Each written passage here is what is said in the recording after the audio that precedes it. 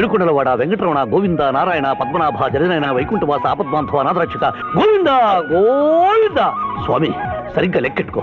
తెలా పాపం తలా పిడికిడు అన్నారు. ఈ కేసులో పాపం అనేది పుణ్యం నాది.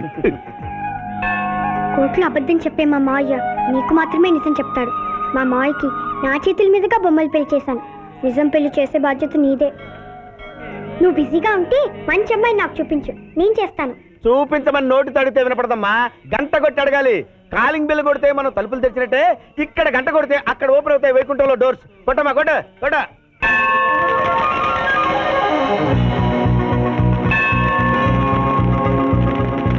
జూనియర్, హుండీలో డబ్బులేసి ఇప్పటివరకు నువ్వు చేసిన పాపాలన్నీ క్లోజ్ చేసావు.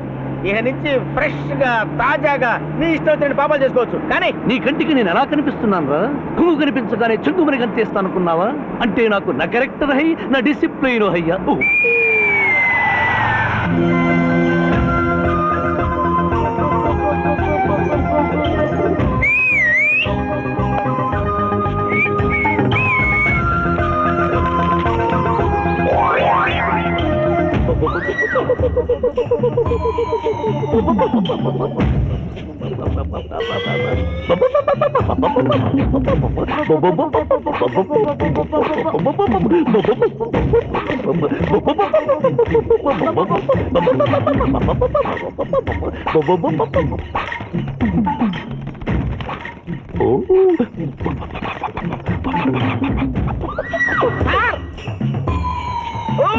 ఏంటి సార్ ఇది? మీరు సిటీలో బిజినెస్ లాయర్, ఇంటి దగ్గర లైన్ లో నిలబడే క్లయింట్లు వదిలేసి ఇలా పని పడలేకుండా పావురాళ్ళకి కింద వేస్తారే సార్? I don't like.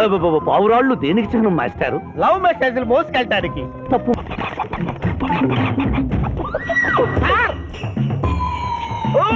ఏంటి సార్ ఇది? మీరు సిటీలో బిజినెస్ లాయర్, ఇంటి దగ్గర లైన్ లో నిలబడే క్లయింట్లు వదిలేసి ఇలా పని పడలేకుండా పావురాళ్ళకి కింద వేస్తారే sir? I don't like.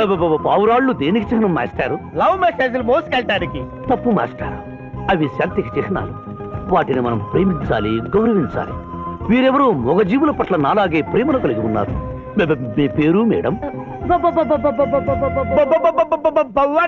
Vikramapuram. నా పేరు మీకెలా తెలుసు సార్? అతనికి నువ్వు బ్రోకర్వి కదా.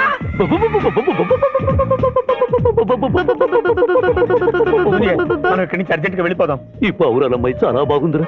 వెళ్ళబుద్ధి కావడం లేదు. ఇంకాసేపు మనం ఇక్కడే ఉంటే మనకి నా పరువు హై, నా ప్రతిష్ట హై. చలో.